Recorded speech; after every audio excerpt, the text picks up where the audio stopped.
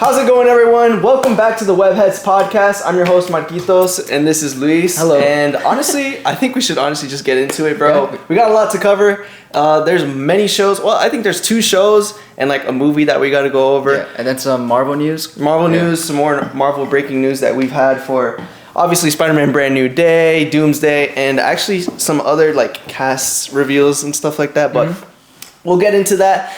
Right now, I just want to start off by saying thank you to everyone who's been watching. You can kind of see, like, at least on YouTube, our clips are steadily getting more views, which is something that's, like, really cool. We just got one that got, like, 22,000 views on YouTube, which is really good for us. We're growing on TikTok as well. We just hit 100 followers on TikTok. So, dude, honestly, yeah, bro, like, oh, glory to God, bro. Like, this is insane.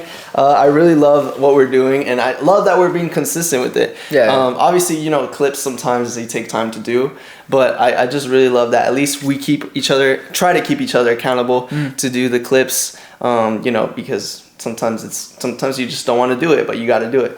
So yeah, thank you to everyone on Instagram, YouTube, and TikTok, because the clips help us enormously. And if you're watching the podcast here on YouTube, welcome. If this is your first time, make sure to hit that subscribe button, because we're going to be posting more and more consistently, and we're going to see how far we can take this, bro. Yeah. All right. So let's get straight into it. Yeah. All right. So obviously from the background, you guys could tell, we're going to be talking about some K-pop Demon Hunters. Bro, before we start, I just want to say this movie was not something that I expected. No, me neither. Right? We got recommended this movie from a friend of ours. You know, he loves anime too, just like you. He's a weeb. Yeah, he's a weeb just like me. He's a weeb like Luis. But yeah, he was like, dude, you guys got to come over and like we'll all watch together. And I'm always a little bit skeptical about movies from Netflix, because I don't know, I feel like if they're actually good, they'd be in theaters. But when I saw this one, dude, I was actually really shocked, and we'll go over that a little bit more. But I just want to ask you, what was your expectations going into this movie, and what did you think coming out? Yeah, well, first of all, Netflix has been cooking recently. I'm not gonna lie, in terms of movies, shows. But what was my first expectations? Yeah, like what were you expecting? Like because obviously you hadn't seen the movie. Yeah. And, like, you kind of had a brief idea of what the movie was going to be about, but because from the title. Well, I don't know, I had seen some clips prior to watching the movie, and it looked like it was like funny, but also like really cringe. Just like the name K-pop Demon Hunters, like the moment you read K-pop, you're like. But like we were both really hesitant to watch it, but our friend kept insisting that it was like a fun watch, and it was funny. Like the movie was a fun/funny watch. I enjoyed the whole movie. I gave the movie a 10 out of 10. Nice, bro. Because like I was entertained the entire time, and I messed with the songs. Like I'm a big like song guy. Yeah. And I don't mind musicals and stuff. Yeah. So I was really entertained during the movie, and I love every song. I don't think they missed with a single song. Yeah. I don't know why people have such an issue with musicals. I actually really like.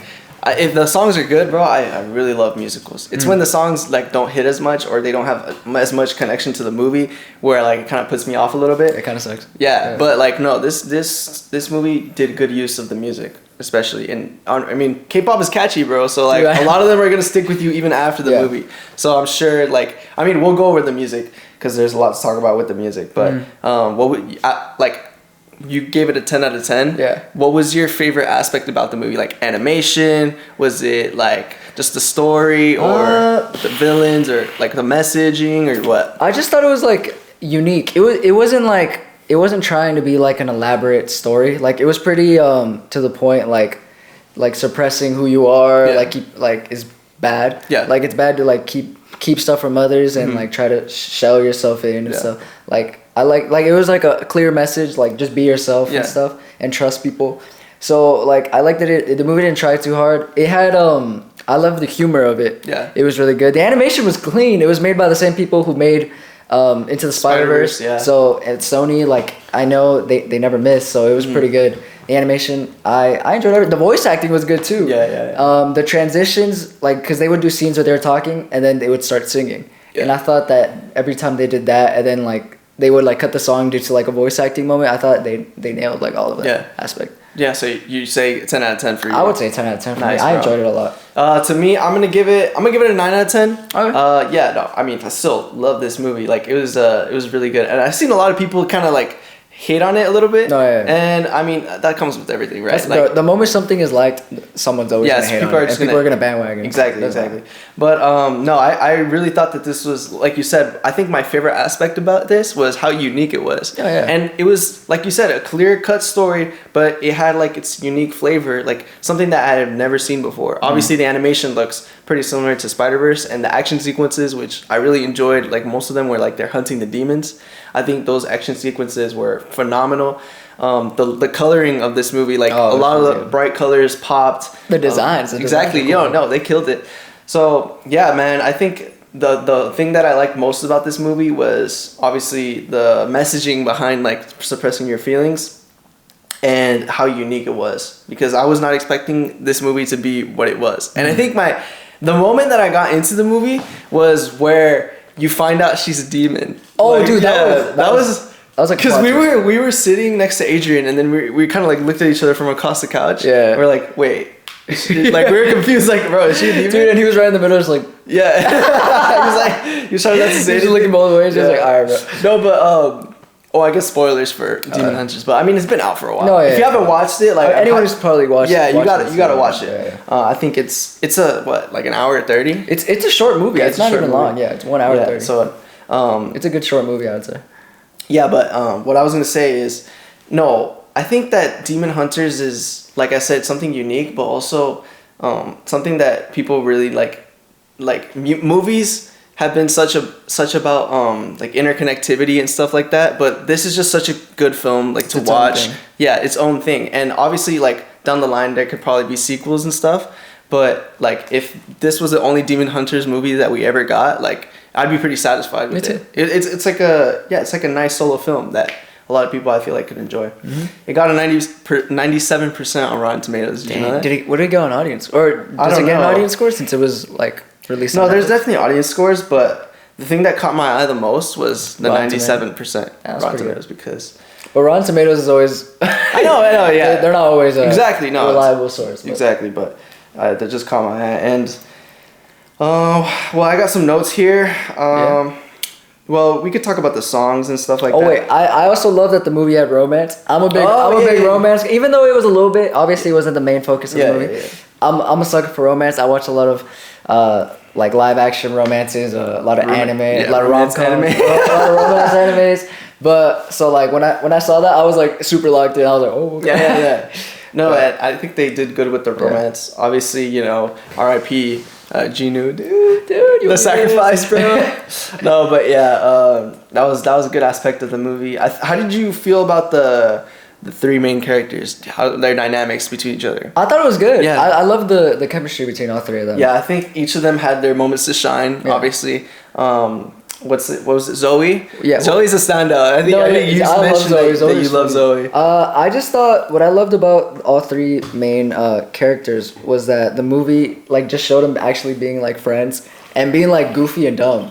Cause that's realism. Like, yeah. I love that some parts were like cringe, but like you cringe because you're like that would actually probably like happen, or like. It's realistic, like a realistic friendship. Like whenever you see like two friends or like three friends hanging out, they're being loud, they're being dumb, and like you overhear, and like even you know yourself, because if you're with a friend group, you know the stuff you guys are talking about are like dumb, and if someone were to overhear you, they'd probably think you guys are weird. So it's like it's the same thing like that. So I liked how they handled their dynamics, and like like when they would like randomly yell like it's like it's dumb stuff like that, but and like you said, like people, the facial expressions, people said that was cringe and stuff. I've seen people online say like, oh, like people think this is funny, but it's like, bro, that's like how people act like when they're with friends. So there's humor in there, but if you're just like watching it to kind of nitpick every single thing in it, you're not gonna laugh. You're not gonna laugh. So okay, K-pop Demon Hunters, obviously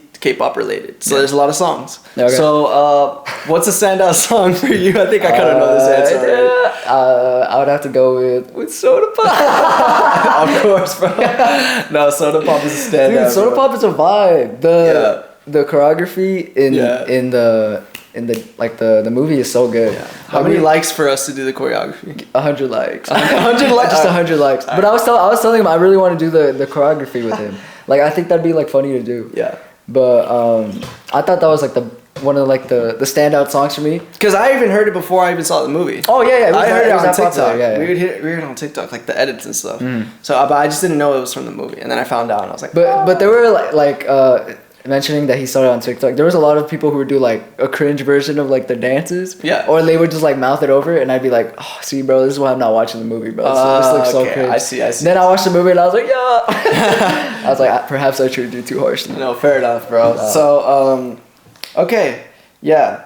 I think we should just honestly get straight into the draft. Okay. You want to do that? Yeah, sure. Okay. Do you want to explain how it works? Yeah, let me go ahead and explain to you guys how this works. So basically, we got the basic soundtrack. I think it's 10 songs or 9 songs. I'm not sure. 1, 2, 3, 4, 5, 6, 7, 8, 9. 9 songs. Okay. Or I guess let's just do 8. Let's cut one off and do 8 because so we're even. We'll cut the last one off. Love maybe. All right.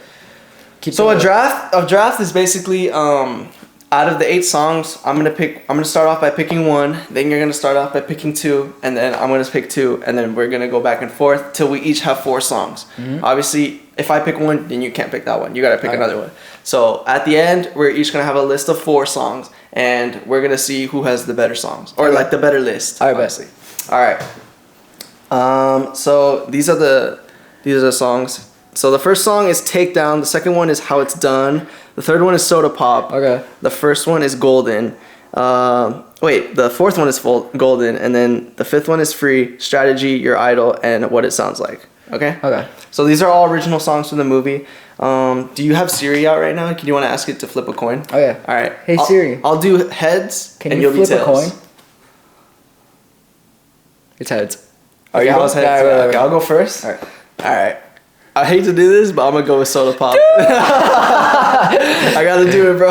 Okay. Alright, so I'm gonna put my name right here. Fine. We can still cook, bro. We can still. Alright. Okay. How do I follow that? I would have to go with. Oh wait, sorry, my bad. You're good. Those are the songs right there. Golden. Golden has to be one of them. Okay. So I'll put Golden for you, and then you can pick another one. Let's see. Oh, Takedown. How It's Done. Dude, I'm like trying to remember like the song. Yeah. Strategy. Oh, Takedown is low key. It's one of the most underrated songs of the movie. Takedown. But it's because like the other songs are really good. Yeah. So it's kind of like it doesn't really stand out that much. But I think Takedown is fire. But I'm not gonna pick. Free. No, Free is You're fire. singing Free? Yeah. The duet. I love the duet. No, dude, that has like one of my favorite bars in the whole movie, bro. You suck. All right. You know I wanted Soda Pop. Golden and Free. Okay, so that leaves me with Takedown, How It's Done, Strategy, Your Idol, and What It Sounds Like. Yeah. So I'm gonna go with Your Idol. Dude, wait, this is literally like a. I was hoping you didn't realize that. Yeah, I'm going with Your Idol, and I gotta pick another one. Wait, I literally forgot Your Idol was there. Bro. I would have picked it on my first try if I remember. Okay, so Your Idol. So the ones we're left with is Strategy, What It Sounds Like, and How It's Done, and Takedown. How It's Done. How does that one go again? How It's Done. It's the first song. Oh, you're right. I'm gonna go with Takedown. Yeah, Takedown. Oh, okay. So which ones are left? The ones left is How It's Done, Strategy, What It Sounds Like. The last one in the movie. I'll take How It's Done, right? I'll take How It's Done, and what does Strategy sound like? Strategy's the one by Twice. Oh, I'll take that one then. Yeah? Yeah. Oh, shit. Twice is good. Alright. Strategy, and you got Twice. Oh wait, Strategy and what was it? It was How It's Done? How It's Done, yeah. That leaves me with low key, I'm happy with this. Bro, low key my songs aren't that bad though. I got left with okay, so What It Sounds Like. Okay. The last song in the movie. I like that one. Oh, dude, I didn't know that. Yeah. I thought it was like one of those like background songs. No. Which is why I didn't pick it. Oh, bro. Dude, wait, I want to cook. I could have cooked if I would have gotten that one. Dang. Wait. Say what everyone got. All right, so my list. I got Soda Pop. I got Your Idol. I got Takedown. And I got What It Sounds Like. It's a pretty solid list. Yeah, it's solid. All right, I got Golden. I got Free. I got Strategy and How It's Done. Okay. What do you think? Well, we'll leave it up to them to decide who got the better I don't know how I feel songs, but I'm mad I didn't know what it sounds like. This is what. No, I know, but I'm mad. I saw it at the time. I thought it was like a background song. Dude. Look, I don't mind my list that bad. No, I think your list is valid. Look, Golden Free is a good Golden song. and Free is so good. No, those are really good. And then after Soda Pop, those are my two favorite. So you got like a good two. And then Strategy, it's like a sleeper pick. And then How It's Done is. It's the first song of the movie, right? Yeah. That one's not bad though. How It's Done is pretty good too. I lucky don't mind my list. Woo! All right. Do you think your list is better than mine?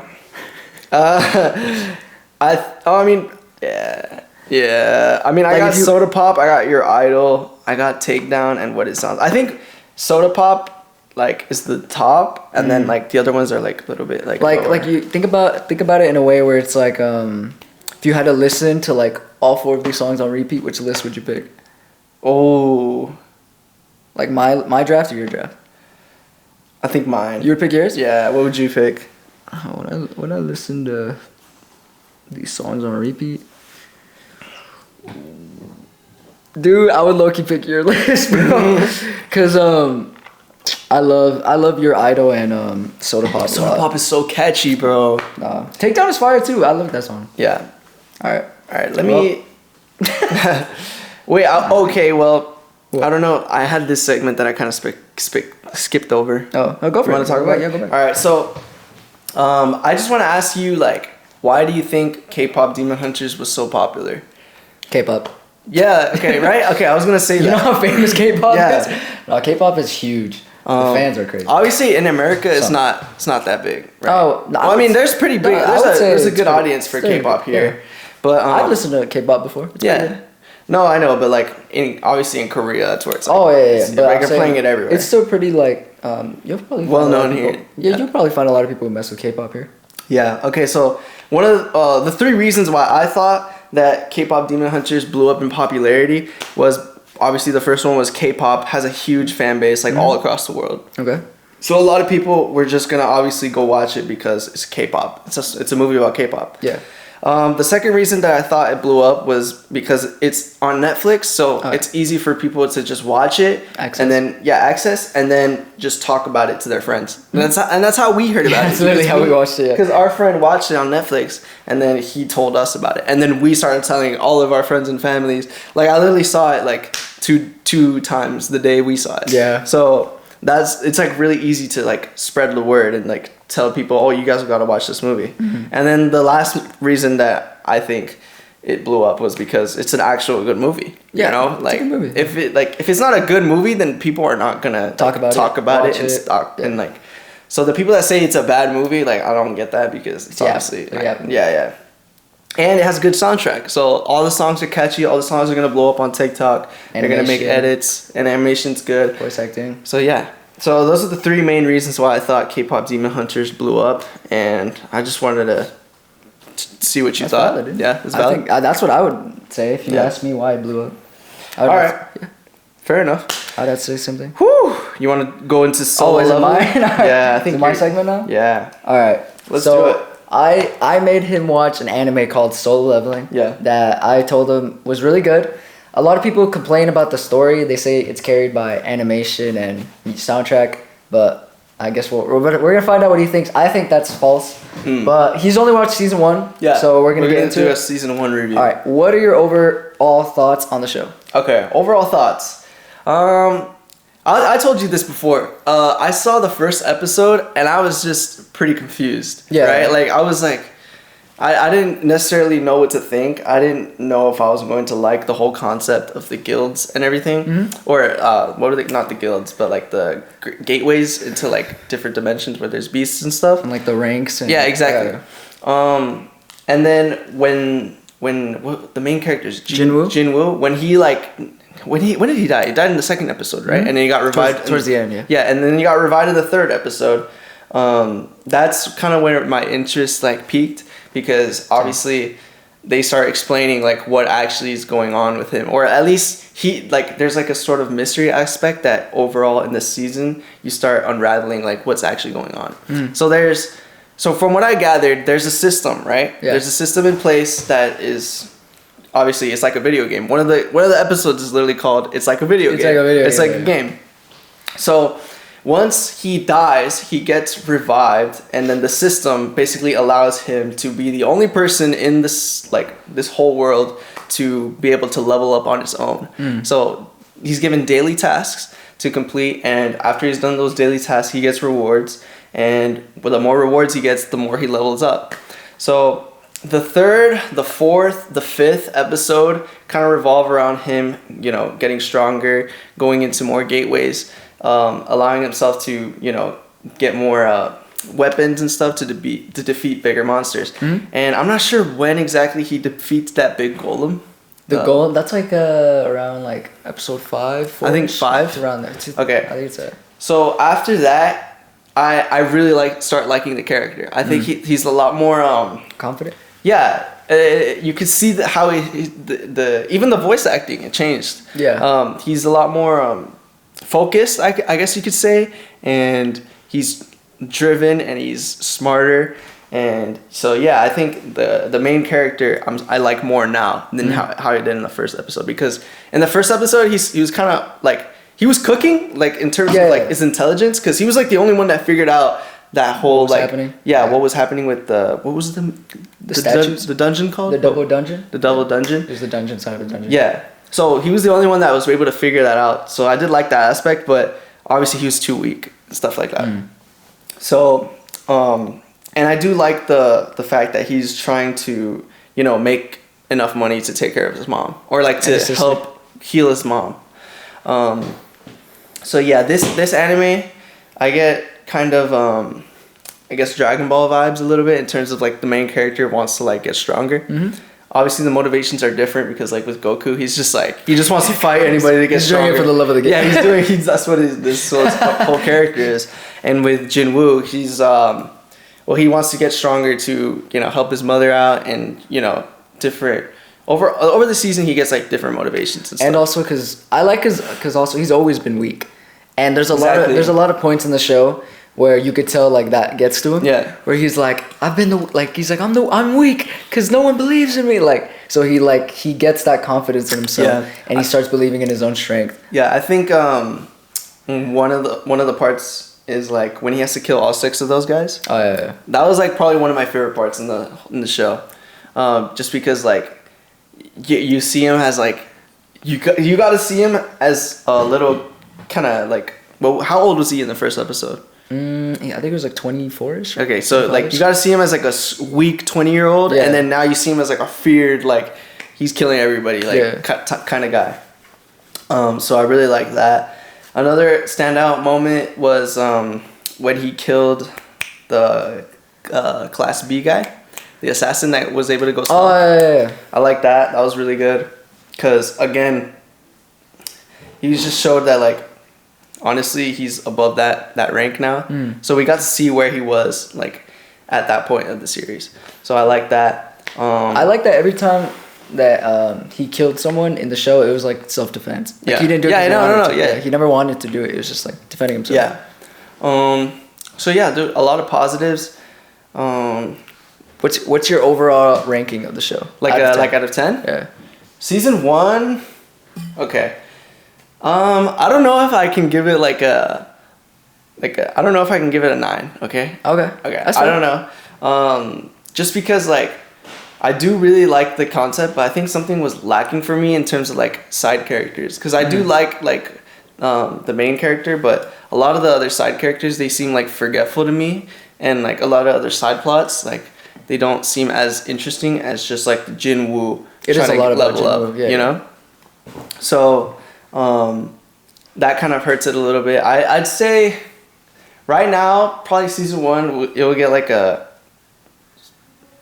7.8. I know, dude. Not even an 8, bro. Dude, I know. I can't give it an 8. That's fine. What did I give Blue Lock? Did I give Blue Lock? First season, I think like a 9. I think. Did I? The first season. I thought it was like an 8.5. It might be 8.5, 9ish around there. Okay. I think. Well, then again, I did. So like comparing this anime to Blue Lock, because Blue Lock is the most recent anime that I've watched. So I'm just gonna compare them real quick. I think I do like Blue Lock more, but I think it's because the focus of Blue Lock is a lot more clear to me than the focus of Solo Leveling. Yeah, because in Solo Leveling you're more confused, like what's happening. Exactly. You're like, why is there a system? Yeah. Who's the system? Exactly. And then in Blue Lock, you have in the first episode it tells you what Blue Lock is, what they're trying to accomplish. They're trying to win the World Cup, and you're like, now you can dive into each character specifically. And that's where like I really like animes, because anime has something different that a lot of other types of medias don't do, and it's the monologues. Oh yeah. So you get a lot of flashbacks and stories about previous characters. Internal thinking. Yeah, internal thinking, and a lot of different perspectives, which is why I liked Blue Lock so much, because almost every character in Blue Lock I liked. You know, like Bachira, Shigiri, all those guys. They had something unique, but also they had the same goal, you know? So that's why I resonated with Blue Lock, and also it's football, so like I love football. So but with Solo Leveling, you know, it's one guy, and you know, I'm not really seeing where the story's going, but I think maybe in season 2, because I think, what did you say about season 2 is more like it's more action packed. Like I told them that in season 2, like literally every episode is like a cliffhanger. It leaves you wanting more and more. Mm-hmm. And it's like, I think season 2 is way better than season. I would say it's way better than season 1. Yeah. Okay. Well, I'm excited for season 2. I'll probably start watching that after the podcast. But going back to the system aspect, do you like the leveling up system? Like how do you feel? I want to know why he's the one that. Like throughout the whole season, I hoped to get an answer of why he was the one that is the only one that can level up. I don't know if we're gonna get that in season 2. Well, it was kind of implied, like after the double dungeon, he was the only one left. He was the sacrifice. Yeah, but like why is there a double dungeon in a? Oh yeah, that's the mystery. Yeah. And are they gonna go into that in season 2 or no? I don't know. Okay. Guess we'll have to watch season 2. Well, that like the whole kind of time I was waiting for like some sort of explanation of it, but it seems like the characters in the show don't even know either. Yeah, he doesn't even know. Nobody He questions it like every 5 So seconds. I hope we get some more of that. What? Oh wait. So how did you feel towards the end of season 1? Him gaining like a shadow army. That was pretty cool. Did you like that? Yeah. Yeah. No, I thought he was gonna, because he said at first he didn't want it, and that like. It didn't really go with his battle type, because obviously he was more melee damage. He was an assassin type? Yeah. So I thought he was just going to leave it. But now that he has it, I'm interested to see how he's going to utilize it. And like, because, I mean, we haven't seen is there people in like other, because what are they called when they make their own teams? They're guilds? Or? Guilds? Yeah. Is there other people that can summon those like monsters too? There are mages. Okay. But you'll find out like it's not normal for them to be able to summon so many. Oh, okay. So he summons a lot. People typically it's like 1 to 2. Oh, okay. Yeah. So he's pretty OP. Nice. Yeah. Okay, so that's what I was gonna ask, like, or that's what I'm kind of wondering about season 2 is if he's gonna be like overpowered in that aspect or not, which I think he is. Well, what do you think will happen in season 2? Okay. Like so based obviously, on season 1. The show starts off with them on that island. Remember, they're fighting. Ants. The ants. Yeah. And that one guy, this is voiced by Piccolo's character. I forgot what his name was. Hold up.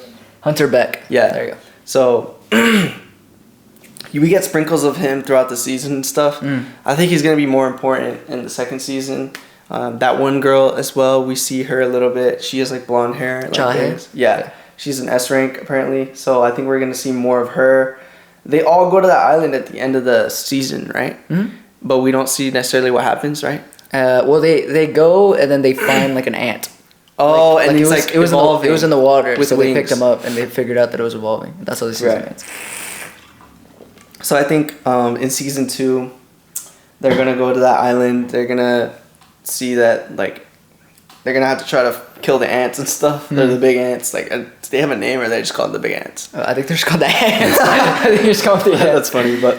Well, it's kind of, I don't know if you remember in season 1, they said like it was like their 4th raid. Like they're planning on making the 4th raid now, which implies they failed like 3 times already to defeat them. So yeah, so I think that's gonna be mostly what season 2 revolves around. How many episodes is season 2? The same as season 1. Okay. It's 12. Yeah. Yeah. So I could probably knock that out in like a day or two. You could finish it after this probably. Yeah. So I guess we'll find out soon. Wait. So another question. What did you think of the animation? Oh, dude. Yeah. Okay. No, I really like that. Yeah. That. Yeah. No. Compared to Blue Lock. Yeah. Oh yeah. You mean slideshow lock, bro? Like that's one thing that I said before when we talked about Blue Lock. I said the animation was a little bit faulty, and I just wish it had like better music. But other than that, I really love the story, and I really love the characters and all that. But with this one, the music was good, the animation was good, and then the story was, for me at least, like a little bit lacking. Yeah, but I still enjoyed the characters and like how the story is progressing. Okay. So, yeah, to answer your question, the animation was really, really good. Yeah. And it's like, it reminds me of Invincible, and you told me this before, but it's not like other animes, like at least Dragon Ball, where it's like you don't see anybody like get cut or anything. Like no, they're like in this one, people die, people get cut, people It's like Invincible. Well, not as graphic as Invincible, but it's that's why I didn't really, for an anime. Yeah, I didn't want to make that implication that they're similar because they're not. Yeah. But it's like it's similar in terms of like goreness, I guess. Yeah, you can gotta get the gist. Yeah. All right, my last question for Solo Leveling would be: is there any memorable moments in the show for you? Okay. That you're like, that was sick. Or just the fight between Icarus and Jinwoo. I like that. That was really cool. Obviously, Icarus doesn't speak at all, but you could tell he's like, this guy, like when he showed up and like when he was moving that quick, like oh shoot. I honestly didn't know if Jinwoo was gonna survive that. My favorite part of that fight is when he says let's throw hands and he puts his sword puts his sword down and he throws his daggers and he just puts them up. Oh I thought that was so sick. No, Icarus don't play, bro.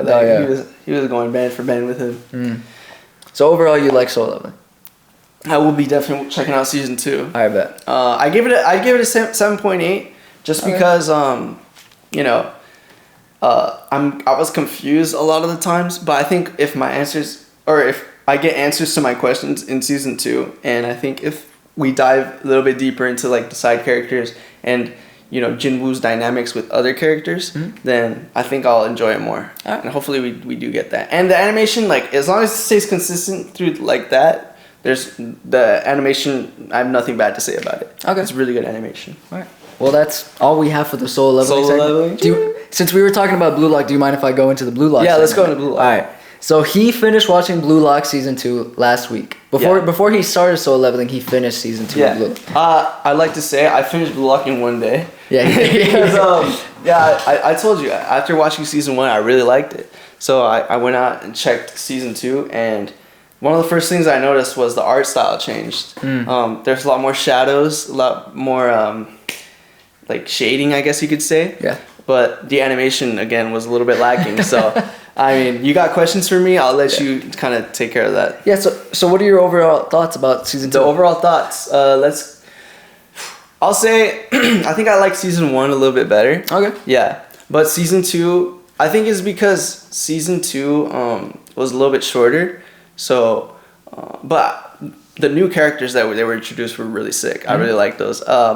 Sai, Itoshi, Shido, they were really good antagonists this season. You could tell like they were like not leagues above everyone else, but they were good. Yeah. They had their own like killer instincts in terms of like scoring goals and stuff. What did you think of Oliver Ike, the captain? Oh, he was cool. I liked him too. The snake guy? No, I liked him because he was always kind of in like a cheerful mood, and like, but like you got that like he was a monster on the pitch type of thing, and like he made mistakes, right? Like every player does, but he didn't let that stop him from like keep on going and keep defending. He was the captain, right? Yeah. So I mean, he's a captain for a reason. So I really liked his character too. Some standouts throughout the season. Nagi's goal. Ooh, I talked about that before. Nagi's goal, freaking beast, bro. I love that goal. Probably I was watching it right over there, and when I saw that, I got out of my seat. And I was like, bro, this is cinema, bro. I love Nagi's goal. The way he's like, welcome, or nice to meet you, Japan. Nice to meet you, Japan. Or does he say the world or Japan? He says Japan. Japan. Nice to meet you, Japan. My name is Seishiro Nagi. Oh, it's so good. Yeah. I think before in the last episode I talked about Nagi, and I said that I really like how his character was developing throughout that season. In this season, we get to see even more of that, like Nagi who wants to be the best striker. So I really love that. Can you run me by, because obviously it's kind of been a week since I watched it. But in the first couple episodes, how do they decide who's going to be on the starting 11 again, or like the Blue Lock 11? They basically do a thing where every player, because remember they do like a top 5, top 6. So every player who's not a top 5, top 6, they get to pick one of those duos. So the top 6, they go into duo teams, and they have like, and you get to pick who you want to play with, but you only get one match. And in that one match, you obviously show your skill, and based on that, ego determines if you're gonna play in the U20. And Isagi,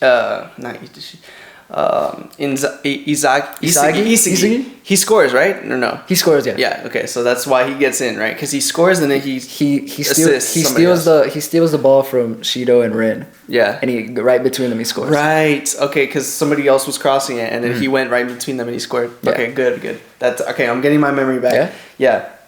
That was another like standout moment. That was like in the second or first episode? I think the second or third episode. Yeah. So no, that was cool. I when they announced that Nagi was one of the, like, how many was it? 6? I think it's top 6. Top 6. Top 5. I was like, let's go, bro. Yeah, I was really happy to see him. They introduced other like characters, like what was that one guy that he's voiced by same guy that plays Bakugo in My Hero? Oh, Karasu? Yeah, Karasu. I liked him too. Yeah. He was fast, right? He was the fast guy? Fast? Or not, he's not like top speed fast, but like he had something about him. Oh, are you talking about the guy with glasses? Yeah. Oh, that guy was named Yukimiya, I think. No, I think we're thinking of the guy who voices Bakugo. What was his name? That guy's name was Karasu, but he's not fast though. What was his thing? I remember like there was a scene where like Isagi tried stealing the ball from him, and he would just like use his body real well and like just maneuver around. Oh, okay. I don't remember him being fast. Oh, I thought he was the fast one. I'm thinking wrong. I don't know. But it's been a while. Since I've seen it. So I haven't rewatched season 2 in a while though, but I don't remember Karasu being fast. I remember he's a good player, but I gotta watch people react to it so I can jog my memory back. But yeah. Well, speaking of, did the animation of the show of season 2 lower your rating for it at all? No. It didn't bother you that much? No, for me, I don't know why, but I guess animation doesn't really matter to me like that much. Like if I'm so invested in the story that your animation can be that buns, then like I think that's a good anime. Okay. Like, because obviously, I mean the artwork was really good, but it's just like the fact that it was like a slideshow kind of a lot. Yeah. That was the part that was like a little bit like dicey, but I wouldn't knock it down like a point just because of the animation. Okay. Yeah. Because the story was phenomenal and I really liked how the season concluded. So, even though I wouldn't say it was above the first one, because I think I gave the first one like an 8.9 or something like that. Like I didn't give it a 9 because I'm just like saving my 9s, but I'd say this season of Blue Lock was, what did I give it? Like a 8.5? This one? Yeah. You might have given like an 8. 8? I think. Well, what would you rate first season, second season? We're at right now. Okay, so first season I'd probably give it like an 8.9, and then second season 8.5. Okay, that's pretty good actually. So what was your favorite goal of the season? Would it be Nagi's? I know you mentioned it earlier, but would you say your favorite goal of this season was it? Oh, okay. Wait, no. It wasn't? No. I do probably got the best reaction out of me. Okay. Because it was just like so cool how you controlled it, balanced it. I was like, nobody in their mom is like scoring a goal like that in real life. But I really liked Isagi's goal too, where like the puzzle piece like lands like that, and it's a callback to luck. When Rin Itoshi scored on Isagi last season. I love the callbacks in the show. That's my favorite part. Good callback. So that just because of the callback, like I gotta give it to Isagi's goal. Okay. Yeah. Well, speaking of Rin, what did you think about the whole Rin and Sai beef of season 2? Because we obviously get flashbacks to like your childhoods and stuff. Like, did you like it or did you dislike it? Like, you think Rin was justified in being mad at his brother? When I came back, when Sai came back to Rin and he told him like he wanted to be the best midfielder in the world, and he wanted to find like one of the greatest strikers in the world. I didn't necessarily understand why Rin was so mad at him. I mean, I understood that like when they were kids, they said they both wanted to be strikers, but like I don't know. It didn't really make sense to me that much. So you think he should have supported his brother? Yeah, like wanting to be a midfielder? Yeah. I mean, I would have. I feel like if my brother went to Real Madrid and he came back and he's like, "Oh, I'm a midfielder now," I'd be like, "Oh, but dude, you're playing on Real Madrid," you know? Yeah. Like, well, I think he was more upset because like since they were little, they both agreed they would be the best strikers, and like even after he left, the whole time he was thinking that his brother was being a striker, and he was being the best at it. Yeah. And then he came back and he was just like, nah. Like he saw him like defeated. Yeah. So like I'm pretty sure that made him upset because he was like what's your why are you like so he down? took like he gave up. Yeah, he gave up. So he saw him as like kind of a person that gave quitter, up. Yeah, quitter. Okay, so now, still though, I think Reen should have been more like less hateful to get. Like he hates his brother, you know. Like he doesn't really like his brother at all. Well, he was. Yeah. I was thinking like in the scene, like say he was like come on, we're supposed to be the best striker, and then like I feel like his brother, I feel like Sai did more of a 180, because he was more like you saw like he was sad that like he was telling him like we're both supposed to be strikers, and then he just he was just kind of like, all right, then if you beat me right now, then I'll be a striker with you again. Yeah. And then like he didn't, and then he just kind of dipped on him. Yeah. Yeah, cause after that he left, right? Like you didn't see him again. They haven't seen each other since. Yeah. But he gave up on the dream, and he kind of like gave up on his brother too. Yeah. Yeah. That dynamic is interesting. I want to see more of Saeed Doshi. I think he's gonna be cool. I honestly don't know what happens from here. Oh no, I do. They're gonna go to the World Cup, right? The U20 World Cup. Yeah. Oh well, that's not next season though. Well, they haven't animated next season. But as someone who's read the manga, the World Cup hasn't, like, it probably won't start in season 3. Oh really? It'll probably be a season 4 thing. Oh, but they're replacing the U20 team. Yeah, they are now the U20 team. Oh, got it. That's cool. I like that. But you have to think about that they took over the U20 team, but also like the U20 team is also there. Oh, so now they're in the Blue Lock program? A lot of player. Well, I don't know. Well, you'll find out. Okay. Well, if you want to read the manga, you'll find out. But I'm assuming you'll probably wait till. I'll probably wait for the end. What is it? 2026? Probably. It's probably gonna come out when the World Cup starts. That's what people are saying, but hopefully. It might come out 2027, which kind of sucks. Yeah, that'd be kind of sucky. Who would you say was the best player of the entire U20 game? Ooh. From Blue Lock and the U20s. Like MVP. Yeah. Okay, so I would say MVP? I think the MVP has to be on the team that won, right? Okay. So I wouldn't give it to anybody who's on the U20 team for Japan, even though maybe you could say Sai Itoshi is probably the best player. I would say in terms of MVP of that match, I would give it to probably Isagi. Isagi? Yeah. He scored like when you watch actual soccer, like in football, when you score the game-winning goal, your rating goes a lot higher. And it's like, it might not be as fair because everybody contributed to that, but it's true. Like, if you score a game-winning goal, you usually get man of the match because everything boiled down to that one last-second decision where you decided to score the goal. Yeah. And even Ego said something like, luck is just like you working your butt off to put yourself in a position where luck can find you. Yeah. So I really like that callback once again, but I'd say Isagi is probably the MVP of that match. And he stole the spotlight too. Like, he was the one that at the end got interviewed, and he was like, "Oh, I want to be the best striker in the world." He's like, "I would lead Japan to the World Cup." Yeah. So you were pleased with how the game ended? Yeah. With him scoring and everything. Yeah. You thought it came full circle? Okay. So speaking of that, so was the last episode of Blue Lock like really peak for you? Like for season 2, because the last season or like the last episode of season 2, you could tell the animation went up. Yeah. In terms of how do you feel about that? Like little snippet where the animation just turned into a movie. Yeah, like them saving the animation. Yeah, it was kind of like an Invincible moment. Yeah, I think they could have just. I think they could have just kept the same consistent. I would rather have them kept the same consistent animation throughout the whole season than them just like have one scene be super really good. Yeah, just pop off at the end. Yeah, but I mean, every studio has their own way of doing things. I would just probably have preferred it like that, but The last episode was really good for me. I liked was the last episode when Rin like started to like go crazy and like his tongue was like out and stuff like that was the last episode. That was I don't know how he was running with his tongue out like that, but yeah. No, that's like when some games that I've played where it's like 100 something plus degrees out and it's like super hot and like I'm like but Rin was doing it for the love of the game. Like he's just like unlocked some inner demons there. So on the last episode, how did you feel about Kunigami coming back? Oh yeah, I know. In season 1, you said, or in last week's podcast, you said that you really like Kunigami's character. Kunigami, I was sad to see him go, but I kind of had a feeling he was gonna come back. Yeah.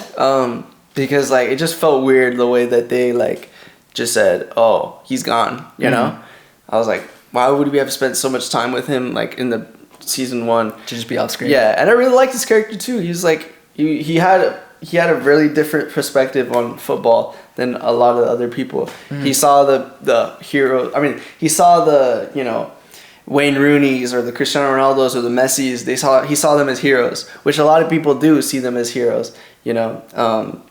So I liked his character in that aspect. He's the guy that has like a killer shot, right? Like he's a really good shot from like, I think left shot. Yeah. So I liked his weapon. That's what they call in the show, his weapon. But I'm really happy that he's back now. I wonder how he's gonna fit into the next season. I'm assuming he's just gonna join the Blue Lock program again. But my question for you is, how do you think he came back? Because like I don't know. They didn't say it. When it showed him, there was like a sign above that said like wild card. Yeah. It said wild card, and he came through the doors that said wild card. So do you think maybe there's like what? Like, what do you think? Well, I don't know. Well, I don't want to ask you because obviously you know the answer. Well, like, what do you think? Maybe like after knowing Ego, maybe he had like another backup program. Like if you lost, you had a chance to redeem yourself, and then you would be named the wild card. That's my guess, but I'm not sure. Pretty good guess. Yeah. Okay. What about? Because I don't know if you actually did you watch the last episode like towards the end, to the very end.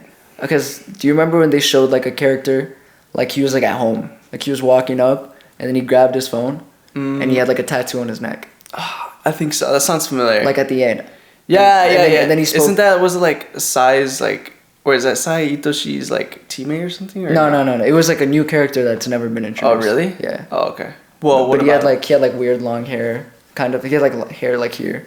But I'm just saying because he had like a rose tattoo. That does sound familiar, but what about him? Well, like I was just asking, like how do you any ideas what that character might be? Like I'm assuming, like what do you think based on that? Like do you think they showed it for no reason?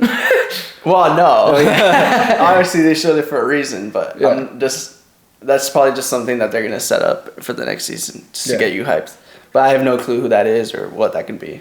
All right. I'm assuming it's a player. Yeah. I'm assuming he's good, but. I mean, you know the manga, so you know.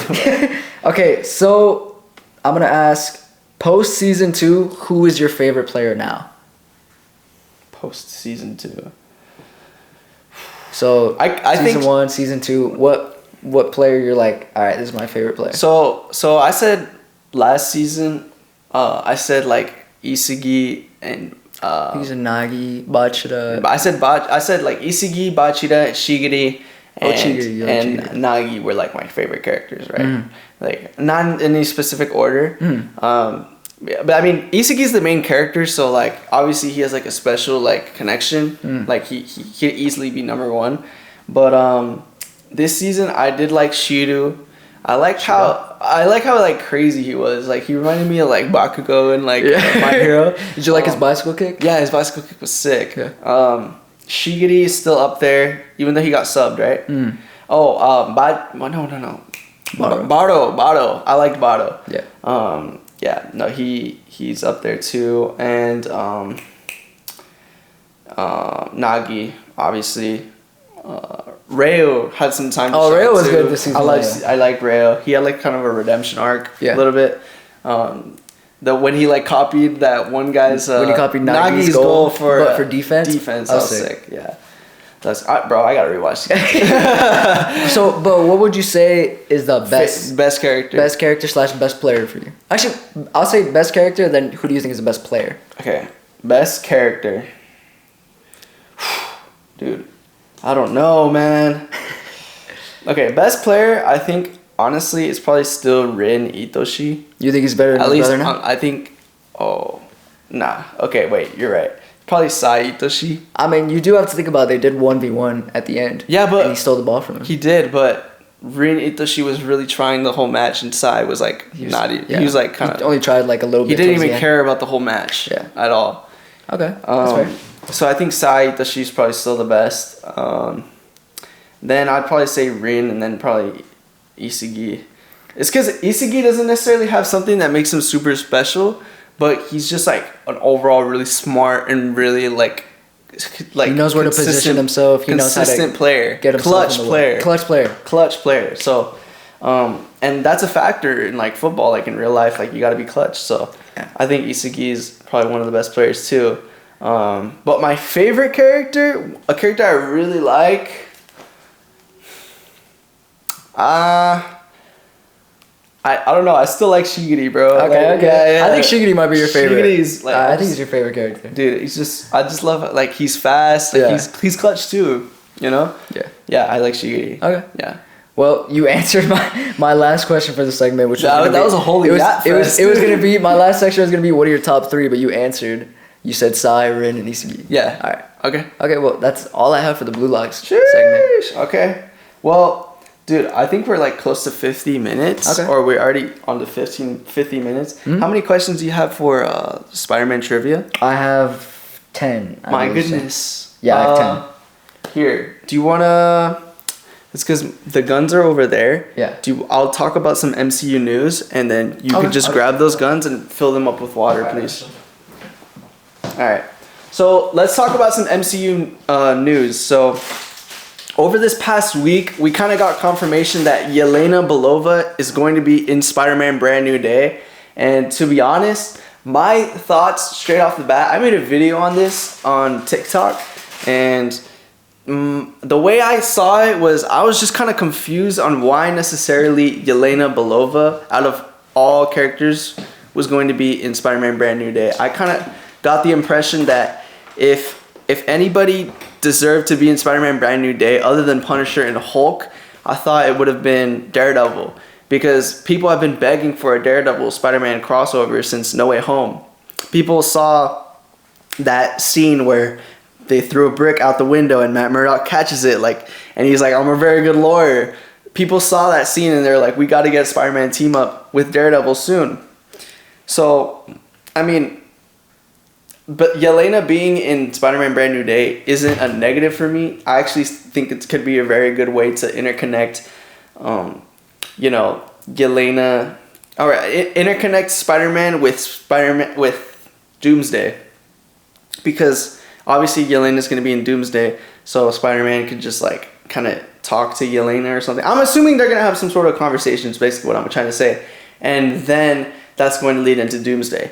So if they use her in that aspect, I don't see an issue with that. But if they use her kind of as a main character, then I don't know. It just seems like a lot of characters, but Marvel is known to make that work. So hopefully it all goes well.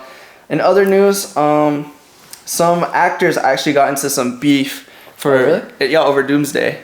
Or some actors in Doomsday got beef. Has it been announced who? Or not? No, it didn't. People don't know who it was, but there was just I don't know if it was a news reporter or somebody that came out and said that there was some on-stage beef between two big actors. And they were close to just shutting off production and not for Doomsday, but at least for those two scenes, just and have them split and record their scenes separately. Damn.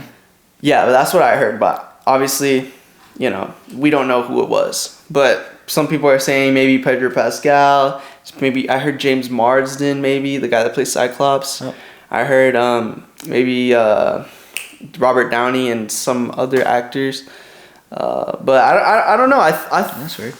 It kind of seems weird for me to happen. I think if that were to have happened, it's because maybe some people are just stressed because of how much production is actually going into Doomsday. Yeah. And it doesn't really seem like Doomsday is going smooth, if you know what I mean. The work Doomsday is like a work in progress right now.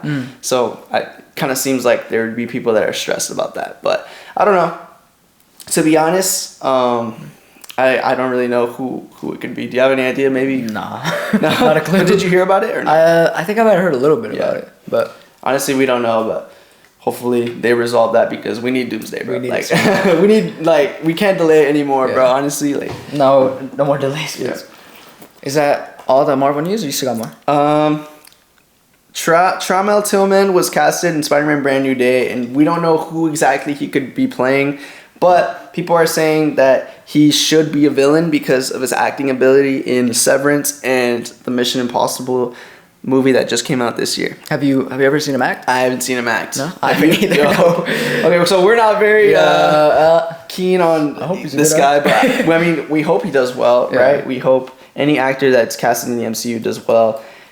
People have been saying that he could be casted as like Tombstone, Norman Osborn. I can see that. I can see Tombstone. So yeah, Just based on his appearance. yeah, I think he'd be a good Norman Osborn or Tombstone. Yeah. But other than that, I think that's it for MCU news. The time for kind of a short Spider-Man? segment, but it's because we're kind of running out of time. Right. If we could just go into Spider-Man trivia, I think that'd be All right, it's time for the Spider-Man trivia. All right. You ready for the first question? Give me a second.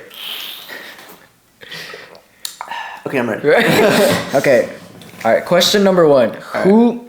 All right. Who? Oh, I thought you were trying to. No, Look at the I just wanted to make sure the Okay. mic was actually on the whole time, but it just. Bro, we. No, I know. I would've 50 been- minutes in. I would've That's when we crashed that, I would've decided. crashed that. All right. Who was the man Peter fought in the cage match in Spider-Man 1? Bonesaw. Okay. Yeah. Yeah. Bonesaw. I didn't make the questions that hard this time. I was being nice on you. Okay.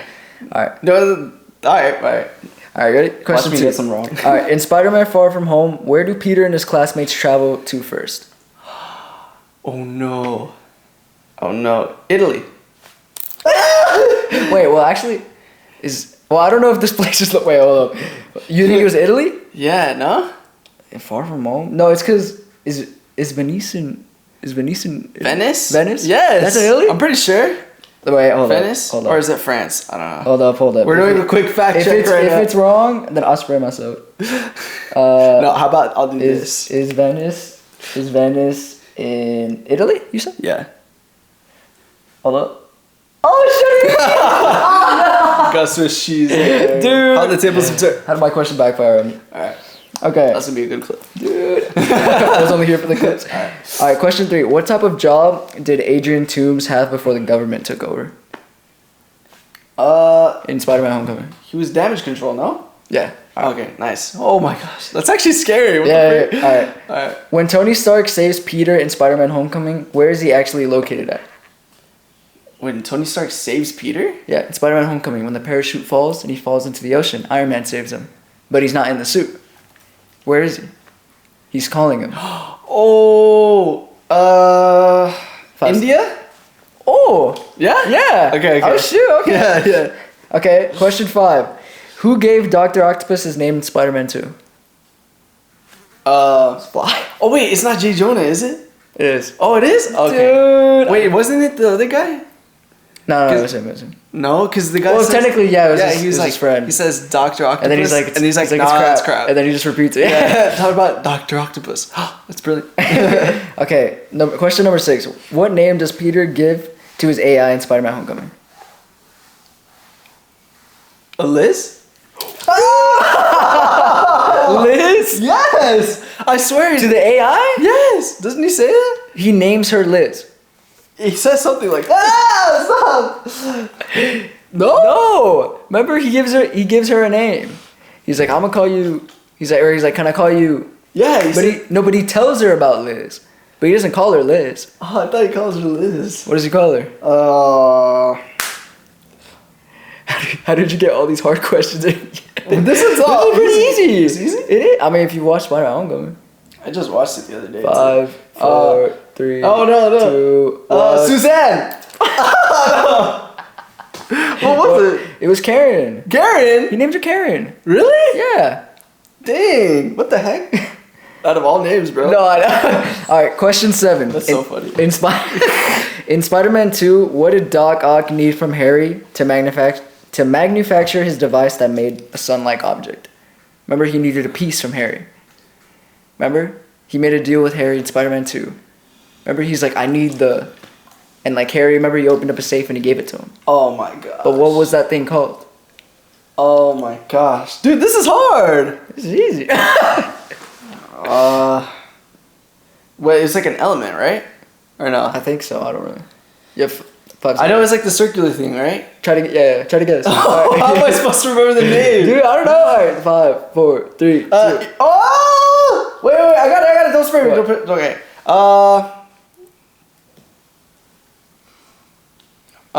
Iron? You want me to give you a hint? I'll give it starts with the T. Titanium. Oh, my mom. Do you want the answer? No. I got this. Okay, it starts with the T. What is it? How does it like? Is it like a element or what is it? Like? Is it a metal? I don't remember. Oh my gosh. I just know the name. Ends with an M. T ends with an M. 5, 4, 3, 2. I don't know. 1. What is it? It's the tritium. Tritium? Yeah, the tritium. Oh my gosh. How was I supposed to get that, bro? Dude, I thought you would remember that. I didn't see Spider-Man 2 in years. Okay, after wait, I don't know if you're gonna get this one. After fighting in a plane, Peter and Vulture. Wait, dude, my English does not make sense. After fighting in a plane, Peter and Vulture's last fight takes place at what New York City landmark? Remember? Wait, it was the last fight? Yeah, the last fight of the movie. Once they It was on the beach. When no? they crashed. It Yeah. was on the beach. But where's that at?